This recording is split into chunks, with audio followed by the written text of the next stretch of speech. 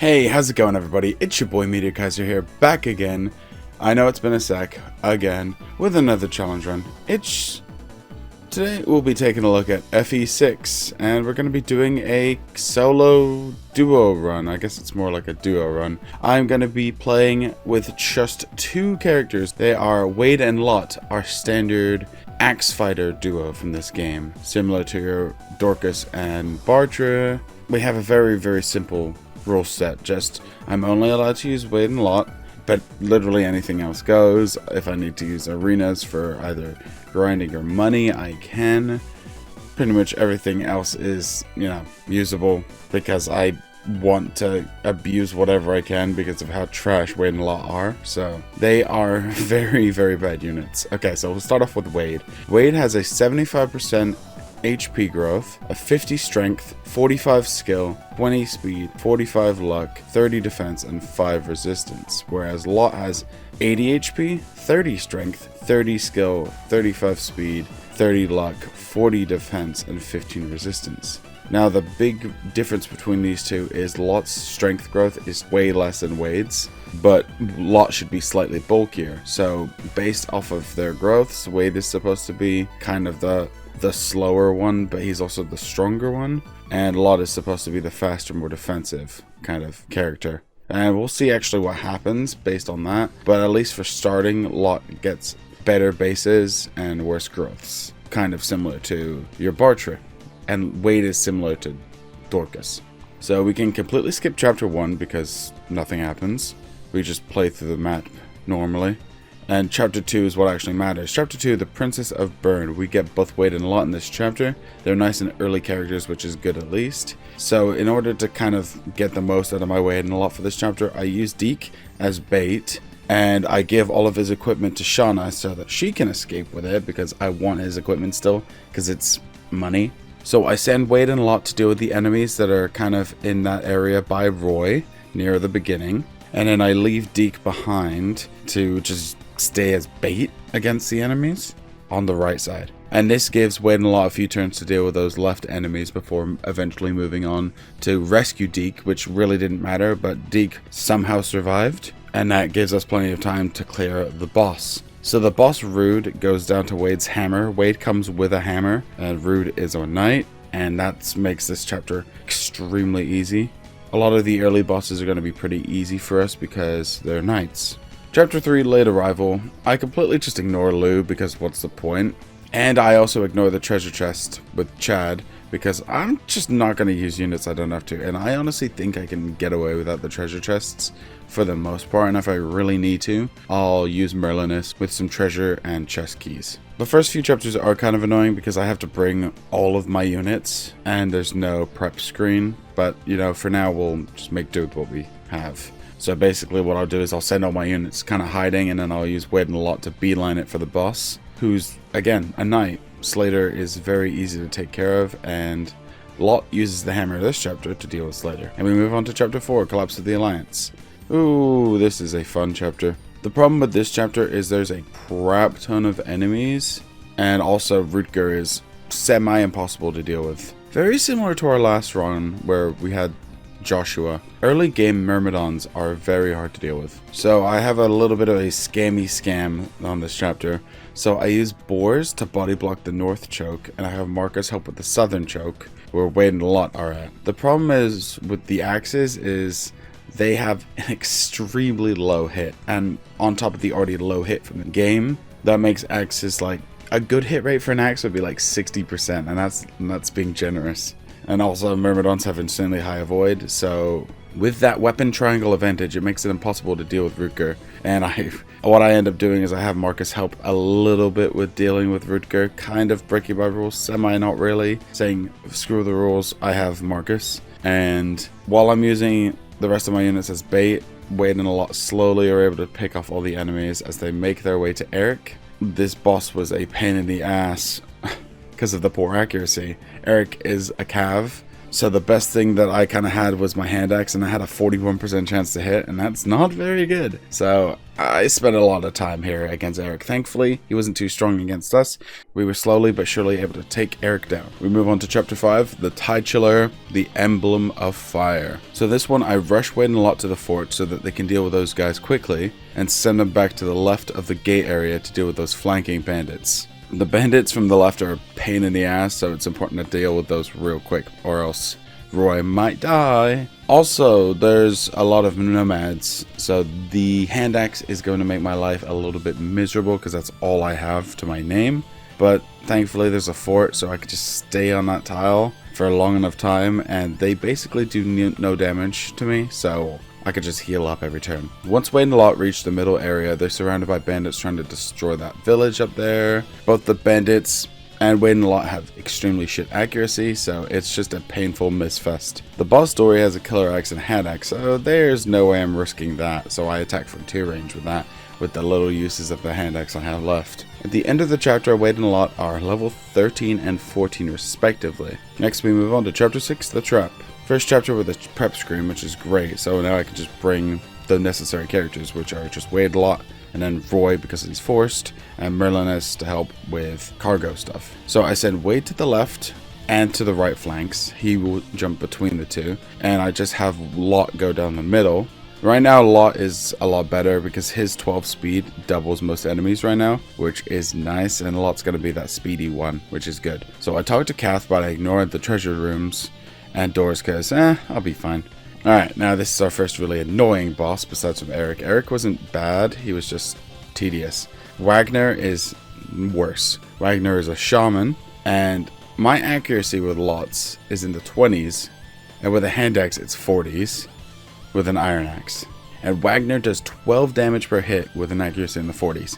So we're kind of in a similar boat here, but I don't want to be in a similar boat as a boss, so it's pretty scary. And Wade will just get doubled, so that's not happening. I'm not dealing with that. So I just have to hope I hit him while using up pretty much all of the vulneraries I have left over, which is not a fun way to live, but I get through in the end. That's all that matters. Next up we have Chapter 7, Rebellion in Ossia. This chapter was pretty simple. I put Roy and Merlinus towards the first village, that's where I send them guys, and I have Wade and Lot go to the left side of the arena, while letting Giro, Trek, and Noah do whatever they want because screw it, they're green units and I'm gonna abuse them. I don't need to recruit them, but I'm just gonna let them run wild to make my life slightly easier.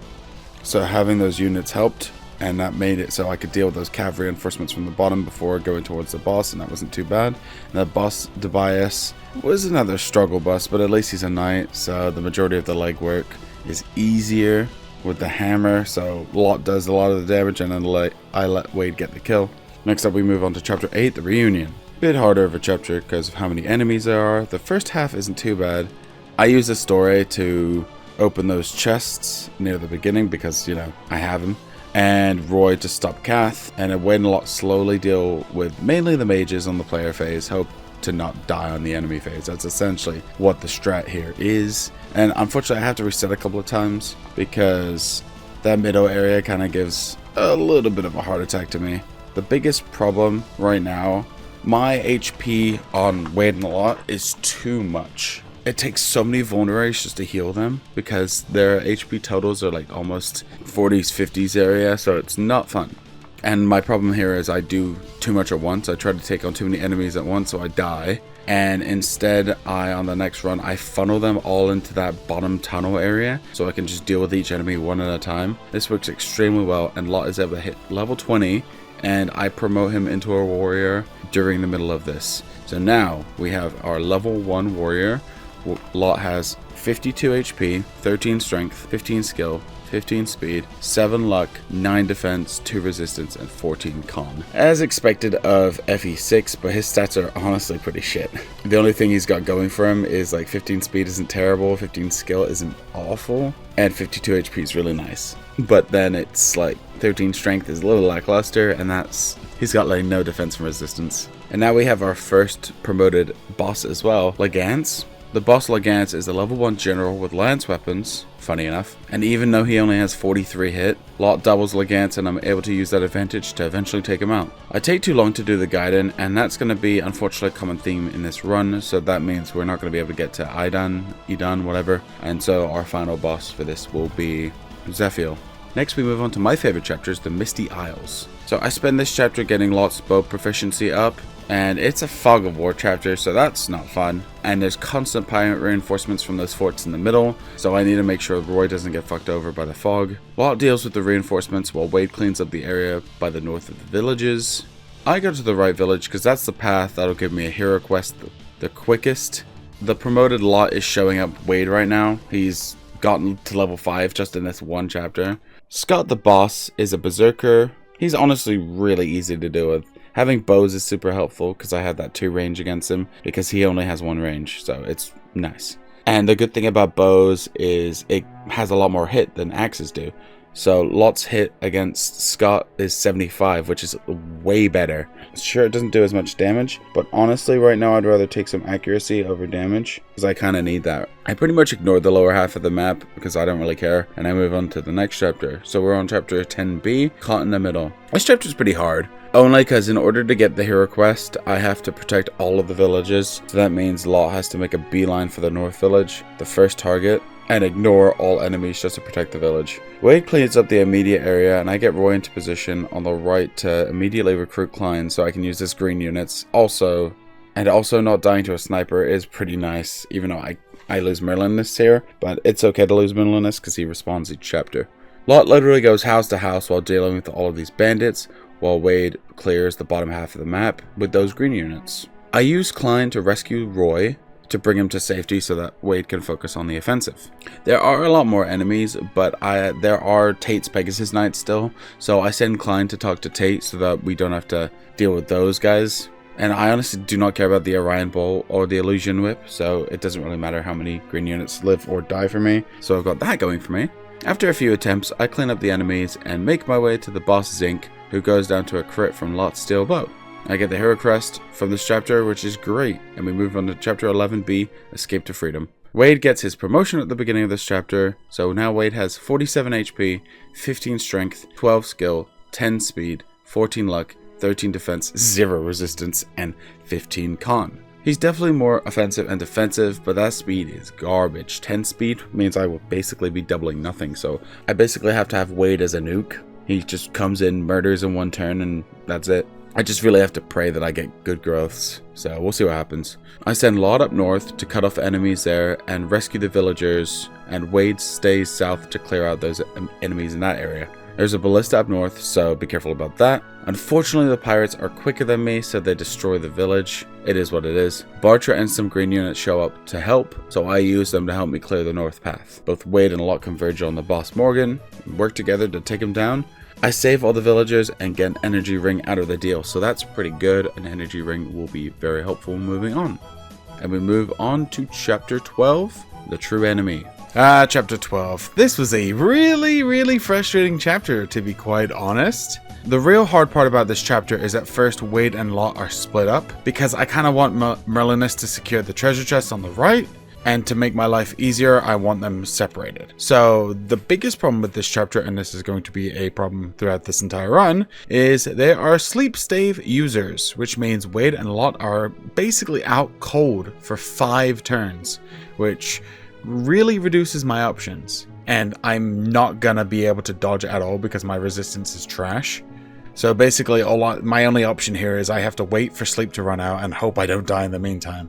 So after a couple of resets and hoping and praying that I don't get, critted or attacked by certain enemies, I decide to bring a few extra units without equipment to be bait for Wade and Lot to survive a little longer, and as fairies to give them vulneraries because I don't want to put Roy in danger. The main reason I say I don't want to put Roy in danger is because in the area to the left there is a purge user. And that purge tome will fuck me up. So that ends up working in my favor, and I make my way slowly to Ein, who is a pain in the ass.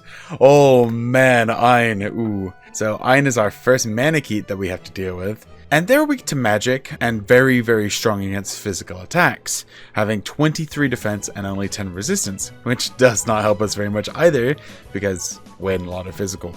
Lot does 0 damage, and Wayne only does 6 with a 46% hit, and Ein does 15 with 73, so this is going to be painful.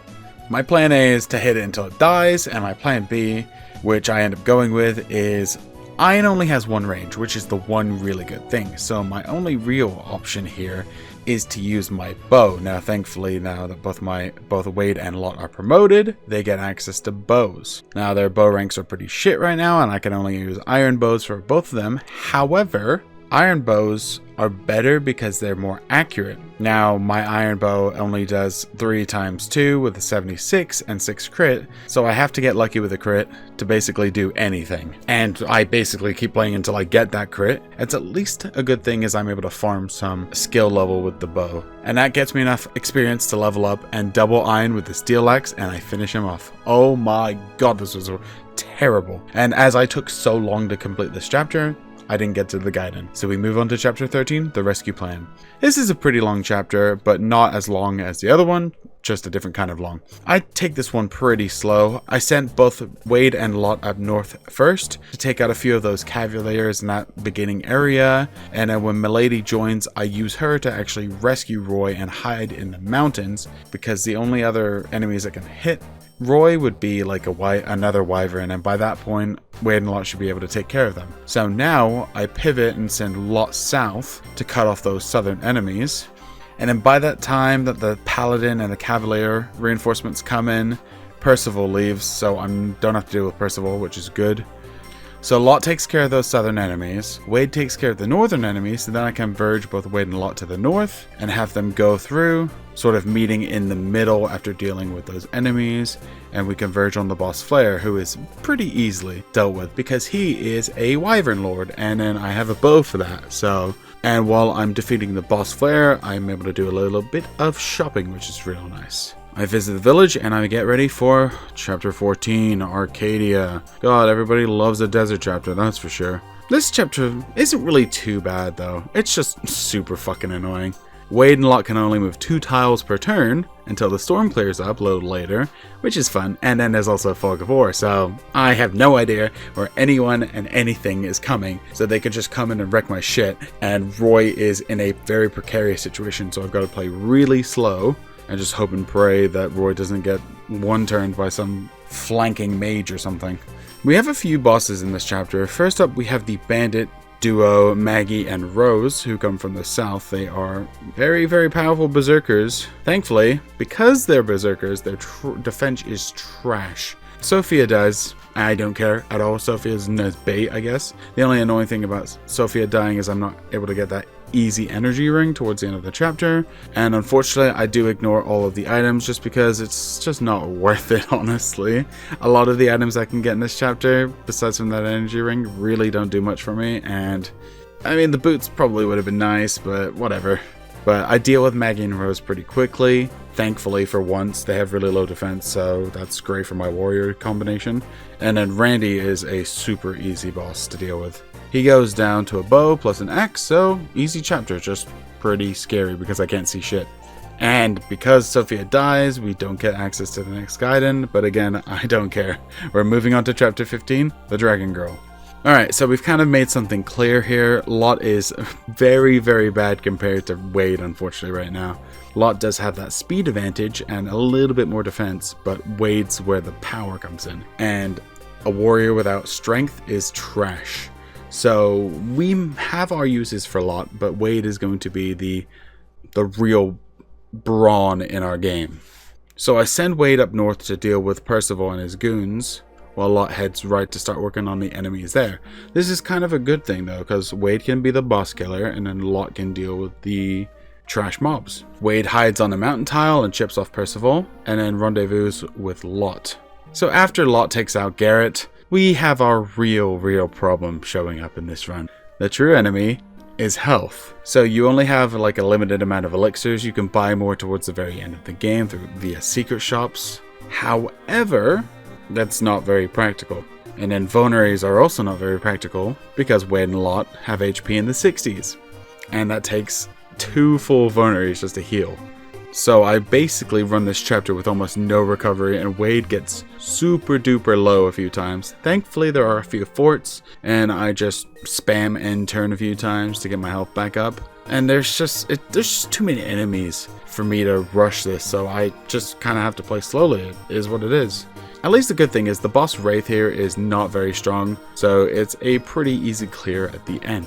We move on to chapter 16, retaking the capital. Alright, so for this chapter I have Wade and Lot pair up at the first part, and then they split up with Wade going through the chapter like normal, and Lot covering the flank, so Roy doesn't get got on the back. There's a couple of druids here that scare me pretty badly, but the silver lining here is they do not have speed. That's the real good thing. So druids are basically our biggest problem. However, they are super slow. So hopefully you might take one attack, but at the end of the day, you're going to probably kill that druid. So you just have to plan around the druid. So if you're asking me, I'd recommend taking care of the druid on player phase and then having the trash mobs kind of just run into you on enemy phase. So I wait with Wade here in the middle for Lot to deal with the flank enemies and then catch up, just because I want to have Lot and Wade together. Because at least the one good thing about having them together is they have that support bonus, which does a little bit for them. Narshan ain't that bad to deal with because he's a Wyvern Lord, so he does, however, have the Delphi shield, which does prevent extra damage from bows. However, he's still not that bad. I just have Wade and Lot gang up on him, and he goes down in a couple of turns.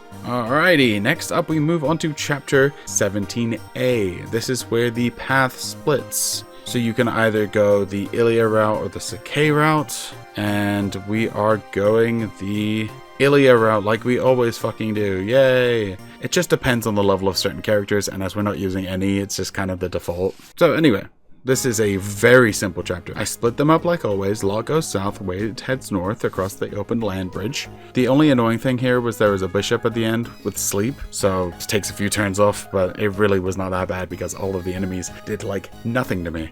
Arcado is super weak as well, barely doing any damage to me, so I could freely attack here without worry. And at the end of this chapter, Lot hits level 20. He hits his cap, and his cap stats are 15 strength, 21 skill, 23 speed, 13 luck, 19 defense, and 6 resistance. If not for his terrible strength, I would have been like relatively happy considering this is FE6, but I guess that's kind of to be expected. We kind of knew based off of his really terrible strength growths that he was not going to get that good, but at least his speed is good. That's nice. He's basically going to double everything, and he can kind of tank more than Wade can, so that's something.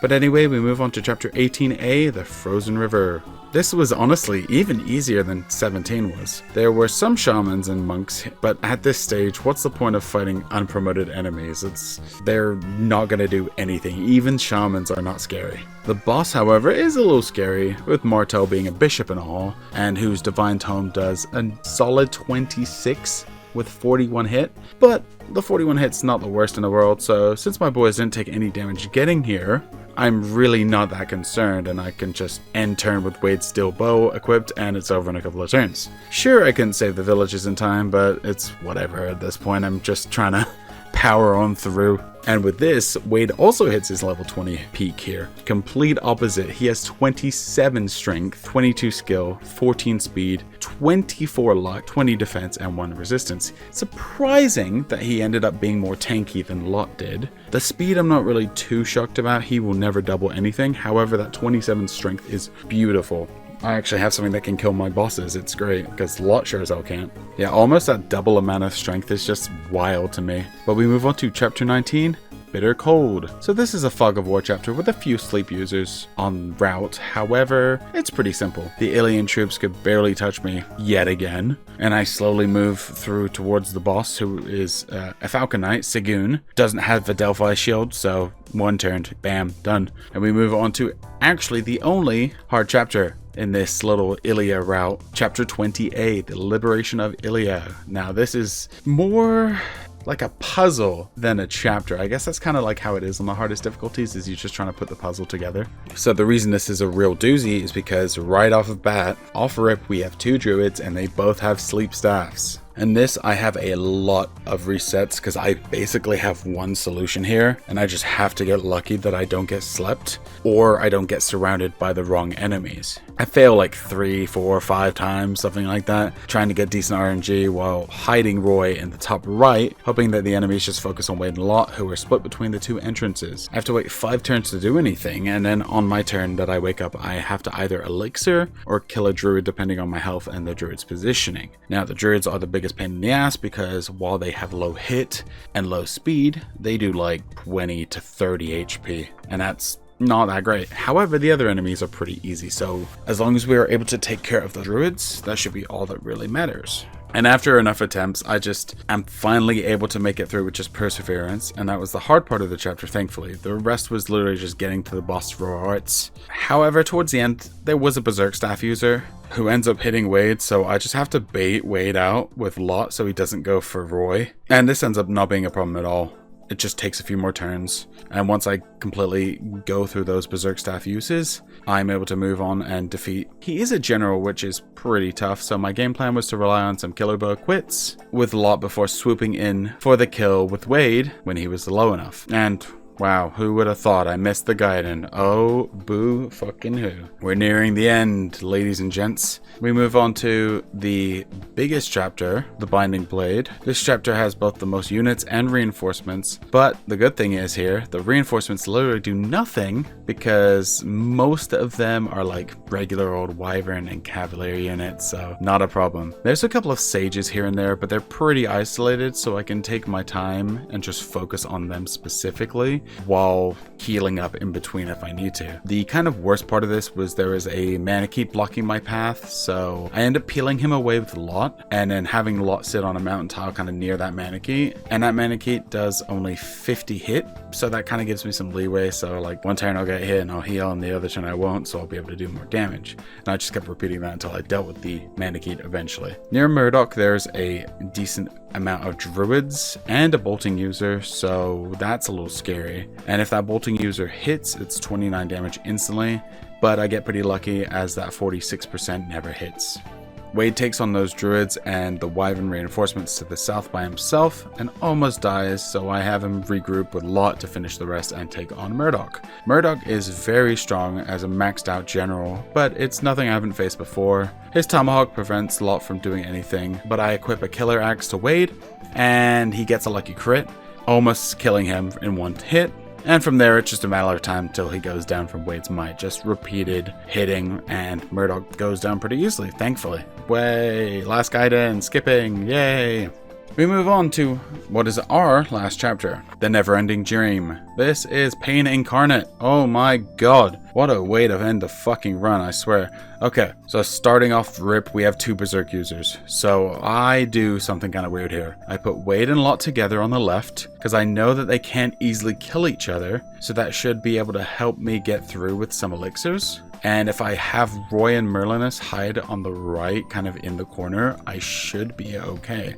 And thankfully, Wade and Lot clear out the left side together, and even during those berserked moments, they sometimes will go after the enemy, which gives me an opportunity to pull back and kind of hope that they miss. And thankfully this wasn't a strategy after 1 or 2 attempts. I did this after like 5 or 6 attempts, and this actually worked pretty well for me, which was kind of surprising. But I end up having Lot continue to clear out the left side, and then I have Wade kind of wrap around and deal with the right side enemy so they can both flip those switches. And then when they've been flipped and all the enemies have been dealt with, I converge in the middle, and then I bring Roy down as well because he needs to open up the throne room, unfortunately. So I converge on that middle point with him. Reinforcements spawn in the second that you open that door up, so I've got to be pretty quick. And the problem here is Zephiel is really, really powerful. So Lot basically does nothing against him. So my only real option here is Wade. I give Wade a Sword Reaver against Zephiel's X-Axe, and the 17 damage with 60 hit was enough to deal with Zephiel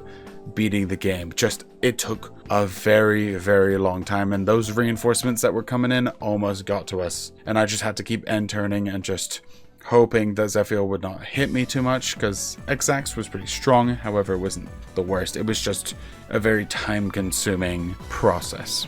So going into this run, I really thought that Lot was going to carry it, but I'm actually pretty surprised that Wade did most of the work towards the end. It's kind of those what's better, bases or growths, in my personal opinion. I think growths are better. Some people will stick to bases. Nah, I think I'd rather rely on RNGesus, which is a terrible way to play a game. It's like fearing the unknown is worse than fearing the known. However, fuck it, we ball. But it was pretty fun, and there were a lot of hard moments, a lot of them involving getting put to sleep or getting berserked. So definitely an issue with the magic side of things. However, you know, it still was a pleasant experience overall, and not that easy. This is definitely one of the slightly more annoying runs that I've done. I've done plenty of easy runs, plenty of hard runs, so this is kind of in the middle somewhere. So it's a nice little way of getting back into the swing of things. And I know I say this every time, but I'm actually working on a few more videos. I've got 3 in the works right now. And hopefully I'm able to start getting back into it, because I've had a very busy time at work. I don't want to give you guys too many excuses. However, and I also just haven't been feeling it, but I don't know. I've gotten the spark reinvigorated in myself. So thank you guys so much for watching. My name has been Meteor Kaiser, and once again, as always, peace!